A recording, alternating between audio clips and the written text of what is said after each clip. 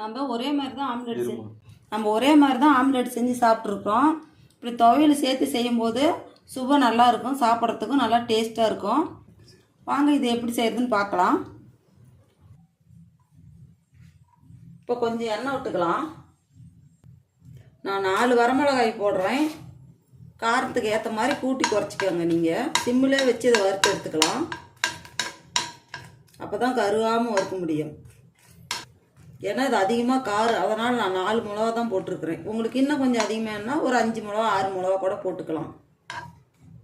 ஒரு 5 பல்லு பூண்டு பொடியாக நறுக்கி வச்சுருக்கிறேன், அதையும் இதில் சேர்த்துக்கலாம். சேர்த்து நல்லா வதக்கி எடுத்துக்கலாம்.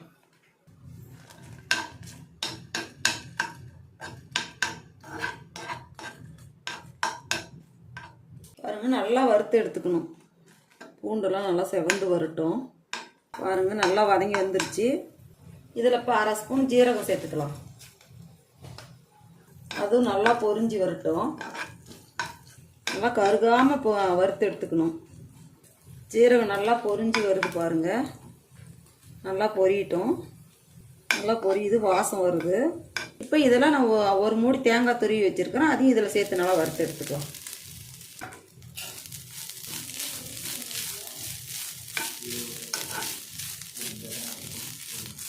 பாருங்கள், நல்லா தேங்காயும் வறுபட்டு போச்சு.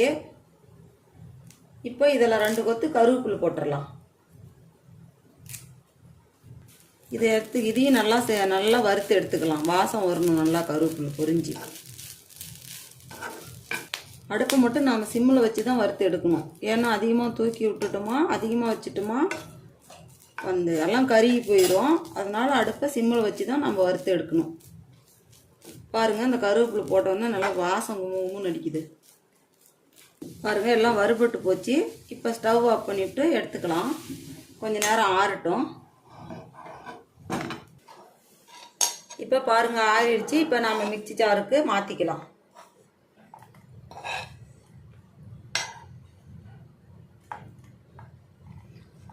சூடு இல்லை, சுத்தமாக ஆறி போயிடணும்.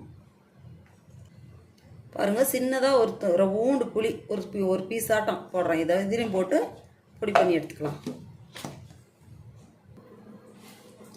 பாருங்கள், பொடி பண்ணிட்டு இருந்தாச்சு. இதுலேயே கொஞ்சம் தண்ணி ஊற்றி அரைச்சி எடுத்துகிட்டு வந்துடலாம். கொஞ்சமாக பாருங்கள், அரைச்சி எடுத்துகிட்டு வந்தாச்சு. ரொம்ப நைஸாகவும் இல்லை, ரொம்ப கொரகொரப்பாகவும் இல்லை. இந்த அளவில் இருந்தால் போதும். பாருங்கள், இப்போ வேறு இதுக்கு மாற்றிக்கலாம். இந்த பவுலில் மாற்றி எடுத்துக்கலாம். இப்போ இதுக்கு உப்பு போட்டுக்கலாம். கொஞ்சம் சேர்த்தியே போட்டுக்கலாம். எல்லாம் கலந்து விட்டுக்கலாம். 2 ஸ்பூன் துவையல் இதில் போட்டுக்கலாம். இப்போ இதில் ஒரு முட்டையை உடச்சி ஊற்றிக்கலாம்.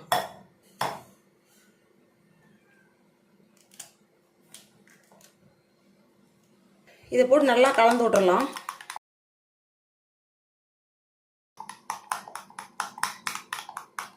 ஒரு முட்டையை உடச்சி வச்சு நல்லா கலந்தாச்சு. இதில் இப்போ கொத்தமல்லி தழை கொஞ்சம் போட்டுடலாம். எல்லாம் சேர்த்து நல்லா கலந்து விடலாம். இப்போ இதில் கொஞ்சம் நம்ம எண்ணெய் விட்டுக்கலாம். நம்ம கலக்கி வச்ச ஆம்லெட்டை ஊற்றிக்கலாம். துவையல் ஆம்லெட்டை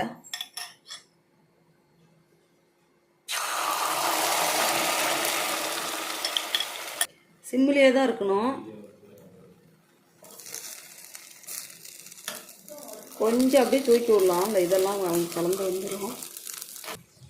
இதை அப்படியே அசாமல் இப்போ திருப்பி விட்டுடலாம்.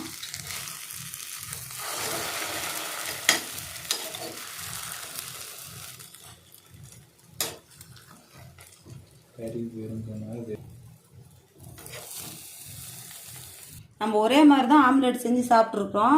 இப்படி துவையல் சேர்த்து செய்யும்போது சுவை நல்லா இருக்கும், சாப்பிட்றதுக்கும் நல்லா டேஸ்ட்டாக இருக்கும். இது போல் நீங்கள் ஒரு முறை செஞ்சு சாப்பிட்டு பாருங்கள்.